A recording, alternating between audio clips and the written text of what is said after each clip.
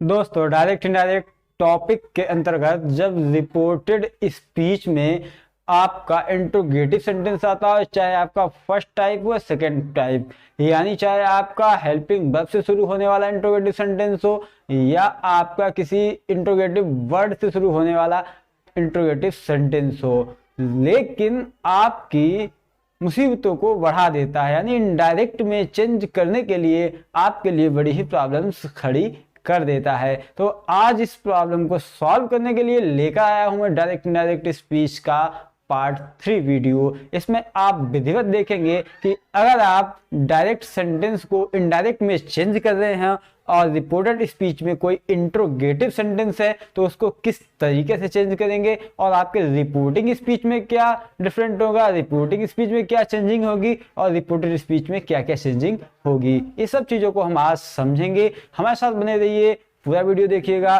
शुरू करता हूं आज का वीडियो। नमस्कार दोस्तों, मैं आपका अपना दोस्त अखिल मिश्रा पागल, motivational speaker and stories writer. वही आपसे एक बार गुजारिश है, अगर अभी तक आपने हमारे चैनल को सब्सक्राइब नहीं किया है तो प्लीज कर लीजिए और बेल आइकन को प्रेस कर लीजिए। वीडियो पूरा देखिएगा, आपको विधिवत समझ में आएगा, ये मेरी पूरी गारंटी है। ये टॉपिक आप समझ कर ही जाएंगे और आपको वीडियो अच्छा लगे तो लाइक करना और स्टूडेंट तक पहुंचाने का काम करना भी आपकी जिम्मेदारी है। जिन बच्चों को इस वीडियो की खास ज़रूरत है उन तक पहुंचाइएगा, यानी शेयर कीजिएगा और कमेंट करना बिल्कुल मत भूलिए। अगर कोई भी डाउट रह जाए तो हमें कमेंट करिए, हम आपको वीडियो प्रोवाइड कराएंगे। शुरू करते हैं आज का वीडियो, आइए देखते हैं हमारा रिपोर्टिंग स्पीच क्या होता है, रिपोर्टेड स्पीच क्या होता है। हम कई बार आपको बता चुके हैं, फिर भी देखते चलते हैं। यानी रिपोर्टिंग स्पीच वो होता है जिस पार्ट में सेंटेंस के जिस पार्ट में आपका स्पीकर और लिसनर होता है उसको रिपोर्टिंग स्पीच कहते हैं। यानी ये हमारा हो गया रिपोर्टिंग स्पीच। क्या हो गया? Reporting speech. और जिस पार्ट में वो बात कही जाती है, जिसके लिए सेंटेंस तैयार होता है, यानी स्पीच तैयार होता है, डायलॉग तैयार होता है, उस बात वाले पार्ट को हम क्या कहते हैं? Reported speech. क्या कहते हैं? Reported speech. याद रहेगा ना? यानी जिस पार्ट में लिसनर और स्पीकर होता है, यानी स्पीकर और लिसनर होता है, उसको कहते हैं रिपोर्टिंग स्पीच। यानी जिस पार्ट में आपकी वो बात कही जाए, जिसके लिए डायलॉग लिखा जाए, जिसके लिए स्पीच तैयार किया जाए, उसको हम रिपोर्टेड स्पीच कहते हैं। इतना कई बार हम समझा चुके हैं, लेकिन अगर आप नए हैं तो समझ लीजिएगा। आगे बात क्या करते हैं कि अभी तक हमने क्या क्या चेंजिंग की है, ये सब सीखी हैं। कि अगर आपका रिपोर्टिंग स्पीच में सैड आता है तो सैड का सैड लिखते थे, सैड टू आता था तो हम उसको टोल्ड करते थे, और रिपोर्टिंग स्पीच के सब्जेक्ट ऑब्जेक्ट में किसी तरीके का परिवर्तन नहीं करते थे। लेकिन अब कुछ नियम बदल रहे हैं, देखते हैं क्या क्या बदल रहे हैं। डायरेक्ट को इनडायरेक्ट में पूरे टॉपिक के अंतर्गत, यानी पूरे टॉपिक को आप पढ़ेंगे, फिर भी आपको रिपोर्टिंग स्पीच के सब्जेक्ट ऑब्जेक्ट को कहीं पर भी बदलना नहीं पड़ेगा। तो यानी आपको क्या करना है? सब्जेक्ट को जैसा का तैसा इसमें भी लिखना पड़ेगा। क्या करना पड़ेगा? जैसा का तैसा लिखना पड़ेगा। अब बात करते हैं सैड टू की और सैड की। अगर आपका रिपोर्टेड स्पीच इंट्रोगेटिव है, क्या है? अगर आपका रिपोर्टेड स्पीच इंट्रोगेटिव है तो आपको क्या करना है? सैड टू हो या सैड हो, सैड टू हो या सैड हो, उसकी जगह पे आपको आस्क्ड लगा देना है। सीधा सिंपल सा। अगर आपका रिपोर्टेड स्पीच इंट्रोगेटिव है तो आपको सैड या सैड टू की जगह पे आस्क्ड कर देना है। सीधी सी बात है। सिर्फ आस्क्ड तभी करना है जब इंट्रोगेटिव हो रिपोर्टेड स्पीच आपका। उसके बाद में ऑब्जेक्ट जैसा का तैसा हम लगा देंगे। क्या करेंगे? ऑब्जेक्ट जैसा का तैसा लिख देंगे, क्योंकि रिपोर्टिंग स्पीच के सब्जेक्ट ऑब्जेक्ट में किसी तरीके की चेंजिंग नहीं होती है। अभी तक हमने क्या पढ़ा कि कॉमा डॉट कॉमा की जगह पे हम क्या लगाते थे? दैट लगाते थे। जब मैंने वो रूल्स पढ़ाए थे तो उसमें हमने टी एंड सी लिखा था, यानी term and condition. Term and condition यानी दैट लगता था कंडीशन के साथ। ऐसे ही वो कंडीशन, वो नियम चेंज हो रहे हैं। अब क्या हो रहा है, ये इंट्रोगेटिव रिपोर्टेड स्पीच के अकॉर्डिंग नए नियम लाए जा रहे हैं, उन नियमों को हमें देखना है। अब अगर आपका रिपोर्टेड स्पीच इंट्रोगेटिव है तो क्या करना है, यहाँ पे कंप्लीट करने की जगह पे आपको इफ, वेदर या इंट्रोगेटिव वर्ड लगाना है। अब समझना है कि इफ, वेदर और इंट्रोगेटिव वर्ड में से हम क्या लगाएंगे। फोकस करिएगा, ध्यान दीजिएगा, यहां पे ध्यान देने की बात है कि इफ, वेदर और इंट्रोगेटिव वर्ड में से हमें क्या लगाना है, ये बहुत जरूरी बात है। अब आपको समझने की बात है कि आपका जो इंट्रोगेटिव सेंटेंस है, यानी रिपोर्टेड स्पीच जो इंट्रोगेटिव है, वो किस टाइप का है, फर्स्ट टाइप का, सेकेंड टाइप का। फर्स्ट टाइप मतलब जो हेल्पिंग वर्ब से शुरू होता है, जो हेल्पिंग वर्ब से शुरू होता है। सेकेंड टाइप जो इंट्रोगेटिव वर्ड से शुरू होता है, यानी एक इंट्रोगेटिव सेंटेंस होता है जिसकी शुरुआत हेल्पिंग वर्ब से शुरू होती है, एक तरह का इंट्रोगेटिव सेंटेंस होता है जिसकी शुरुआत हेल्पिंग वर्ब से नहीं बल्कि इंट्रोगेटिव वर्ड से शुरू होता है, जैसे व्हाई, व्हाट, हाउ, व्हेन, इन वर्डों से शुरुआत होती है। तो ये दो तरीके के इंट्रोगेटिव सेंटेंस होते हैं। तो हम अभी पढ़ रहे हैं कि जिस सेंटेंस की हेल्पिंग वर्ब से शुरुआत होती है उस इंट्रोगेटिव सेंटेंस में हम कॉम्प्लीमेंट काम की जगह पे क्या लगाएंगे। तो इस तरीके के यानी हेल्पिंग वर्ब वाले इंट्रोगेटिव सेंटेंस अगर आता है रिपोर्टेड स्पीच में तो उसकी जगह पे हम इफ लगाएंगे या वेदर लगाएंगे। एक चीज को आप रख लीजिए कि मुझे ये लगाना है, चाहे इफ या वेदर, तो हम ले रहे हैं इफ। समझ में आ गया? किस में लगाएंगे? जो इंट्रोगेटिव सेंटेंस हेल्पिंग वर्ब से शुरू होता है, यानी रिपोर्टेड स्पीच में जो इंट्रोगेटिव सेंटेंस हेल्पिंग वर्ब से शुरू होगा उसमें हम लगाएंगे कॉम्प्लीमेंट की जगह पे इफ। उसके बाद क्या करेंगे, उसके बाद क्या करेंगे, यानी हमने इफ लगा दिया, आस्क लिख दिया, तो यहीं से हमने क्वेश्चन तो पूछ लिया है। हमने क्या किया, क्वेश्चन तो यहीं से पूछ लिया है। तो अब हमें रिपोर्टेड स्पीच को इंट्रोगेटिव करने की जरूरत नहीं है। यहाँ पे हम कह रहे थे कहा, यहाँ पे क्या कह रहे थे, कहा, और यहाँ पे हम क्या कह रहे, पूछा। तो हमने यहीं से सेंस दे दिया है इंट्रोगेटिव का, तो हम इनडायरेक्ट में रिपोर्टेड स्पीच को क्यों इंट्रोगेटिव बनाएंगे। तो हम क्या करेंगे, इसको अफर्मेटिव कर देंगे। क्या कर देंगे, अफर्मेटिव कर देंगे। अफर्मेटिव में क्या होता है, सबसे पहले सब्जेक्ट आता है। सब्जेक्ट आपका क्या है, यू है। सब्जेक्ट क्या है, यू है। अब हमने रूल पढ़ा था कि रिपोर्टेड स्पीच में अगर फर्स्ट या सेकंड पर्सन है तो उसको चेंज करते हैं। तो सेकंड पर्सन है या फर्स्ट पर्सन है, सेकंड पर्सन है या फर्स्ट पर्सन है, सेकंड पर्सन है ना, क्योंकि यू और दाऊ सेकंड पर्सन में आता है। तो यू सेकंड पर्सन है और सेकंड पर्सन चेंज भाई, एक मैंने ट्रिक बताई थी, 1 2 3, 1 2 3 सन, यानी जो फर्स्ट पर्सन होगा वो सब्जेक्ट के अकॉर्डिंग चेंज होगा, सेकंड पर्सन होगा वो ऑब्जेक्ट के अकॉर्डिंग चेंज होगा, third person is no change. तो यानी ये है सेकंड पर्सन, तो second person change by object, second person change by object. Object क्या है, मी है।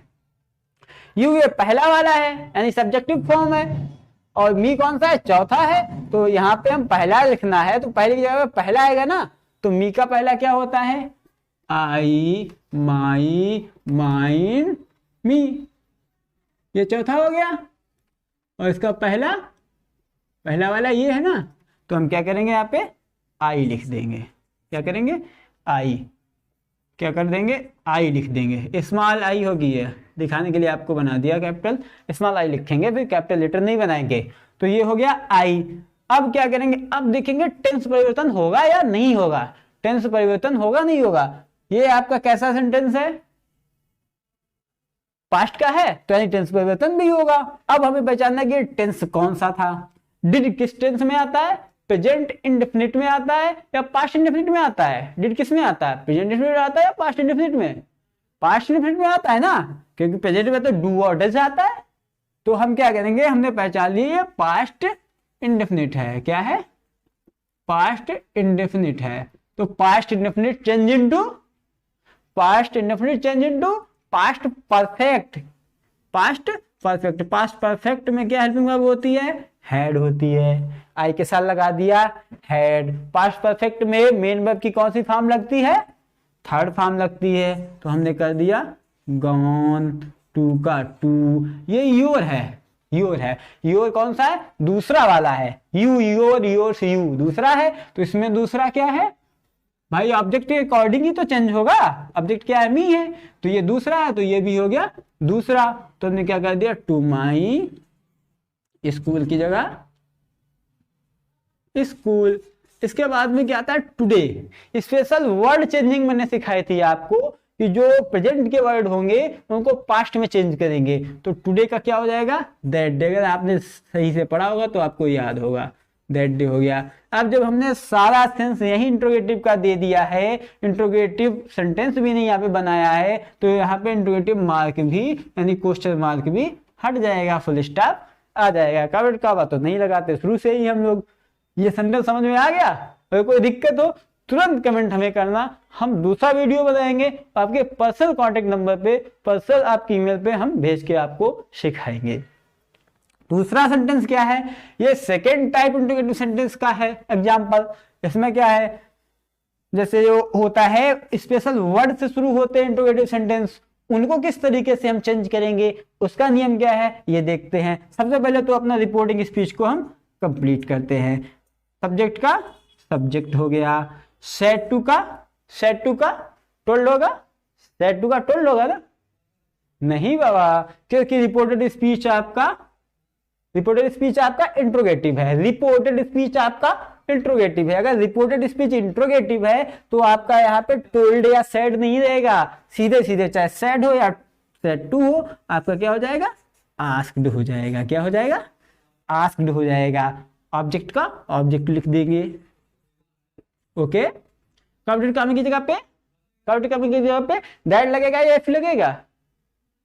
दैट लगेगा, इफ लगेगा। अभी आपने पढ़ा है कि जिसमें हेल्पिंग वर्ब होती है उसमें इफ लगाते हैं, जिसमें हेल्पिंग वर्ब से शुरुआत होती है उसमें इफ लगाते हैं। लेकिन जो इंट्रोगेटिव वर्ड से शुरुआत होती है, जिस सेंटेंस की, जिस रिपोर्टेड स्पीच की इंट्रोगेटिव वर्ड से शुरुआत होती है, उसमें आपको न तो इफ लगाना है और न ही दैट लगाना है। न इफ लगाना है और न ही दैट लगाना है। तो लगाना क्या है? जो भी इंट्रोगेटिव वर्ड हो, यानी जो भी वर्ड हो क्वेश्चन का, उसी वर्ड को आप निकाल लेंगे और सीधे लिख देंगे कामा डॉट कामा की जगह पे। जो कामा डॉट कामा होगा उसकी जगह पे लिख देंगे सीधे वही वर्ड। चाहे यहाँ पे वेन होता, चाहे वाई होता, चाहे व्हाट होता, चाहे वेयर होता, उसी को हम कामा डॉट कामा की जगह पे लिख देते हैं। अब क्या है? अब आपको इससे मतलब नहीं है। अब आपको कैसा दिख रहा है? जैसा ऊपर वाला दिख रहा था वैसे तो दिख रहा है। अब वैसे आप इसे चेंज कर लीजिए। अब आपने इधर क्वेश्चन का सेंस भी दे दिया इंट्रोगेटिव का, इधर कंजक्शन भी बना दिया। अब आपको जैसे वो था वैसे ये है, इसे भी अफर्मेटिव कर दीजिए। कौन सा टेंस है? सबसे पहले टेंस पहचान लीजिए। टेंस आपका है present indefinite, present indefinite change into past indefinite, past indefinite change होगा तो आपकी क्या होगी? सेकेंड फॉर्म होगी, नहीं होगी? होगी। लेकिन उससे पहले हम बात करेंगे कि सब्जेक्ट का फर्स्ट पर्सन, सेकेंड पर्सन और थर्ड पर्सन चेंजिंग। देख कौन सा पर्सन है, क्योंकि आपने पढ़ा I we first person, you thou second person, बाकी सारे थर्ड पर्सन। और third person is no change, यानी कोई चेंजिंग होने वाली नहीं है। तो दे की जगह पे हम क्या करेंगे? दे करेंगे। दे की जगह पे क्या करेंगे? दे करेंगे। अब क्या है? अफर्मेटिव सेंटेंस में पास्ट इंडेफिनिट में सेकेंड फॉर्म लगती है, तो क्या करेंगे? प्ले की प्लेट कर देंगे। उसके बाद द गेम का गेम कर दिया, टू का टू, इंजॉय का इंजॉय। अब आपको समझने की बात यह है कि अगर कोई एक्स्ट्रा वर्ड लगा है, एक्स्ट्रा इमोशन जुड़ा है, तो उससे आपके कोई भी इनडायरेक्ट स्पीच में परिवर्तन होने वाला नहीं है। अगर सेंटेंस आपका लेंथी हो रहा है तो आपको घबराने की जरूरत नहीं है। आपको यही हेल्पिंग वर्ब, आपको टेंस और आपके प्रेजेंट वर्ड जो होते हैं पास्ट में करने के लिए इन्हीं चीजों को चेंजिंग करना है। ऐसे फालतू से वर्डों से डरने की जरूरत नहीं है, वो जैसे के तैसे लिख दिए जाएंगे। अब आपका क्वेश्चन मार्क का क्या होगा? हट जाएगा, क्योंकि यहां हमने सेंस दे दिया इंट्रोगेटिव का और कंप्लीट करने की जगह पे तो भिन्न लगा दिया था, इसलिए फुल स्टॉप हो जाएगा। पूरी तरह से आपको समझ में आ गया होगा। लेकिन फिर भी कहीं पे आपको दिक्कत रह गई हो, कमेंट जरूर हमें करना। और आपको ये वीडियो कैसा लगा यह भी हमें जरूर बताइएगा। अगला वीडियो आप कौन सा चाहते हैं या कौन सी चीजें मिस हो रही हैं जो आपको समझ में नहीं आ रही, वो हमें बताएं। डायरेक्ट इनडायरेक्ट का एक दो वीडियो और होंगे, इसमें आपको हम पढ़ाएंगे इंपरेटिव सेंटेंस और एक्सक्लेमेटिव सेंटेंसेस जो होते हैं रिपोर्टेड स्पीच के, उनको भी पढ़ेंगे आप। और उसमें थोड़ा ध्यान देना पड़ेगा, आपको टाइम देना पड़ेगा विधिवत तरीके से, क्योंकि वो आसान चीज नहीं है, उसको समझना थोड़ा सा कठिन है। लेकिन अगर आप विधिवत तरीके से वीडियो को देखेंगे और हमें टाइम देंगे और साथ साथ हमसे जुड़ करके अगर स्टडी करेंगे तो बिल्कुल आपको समझ में आएगा, मेरी पूरी गारंटी है। और आपका कॉन्फिडेंस होना चाहिए। तब तक इजाजत दीजिए अपने दोस्त अखिल मिश्रा पागल motivational speaker and story writer को। नमस्कार, जय हिंद, जय भारत।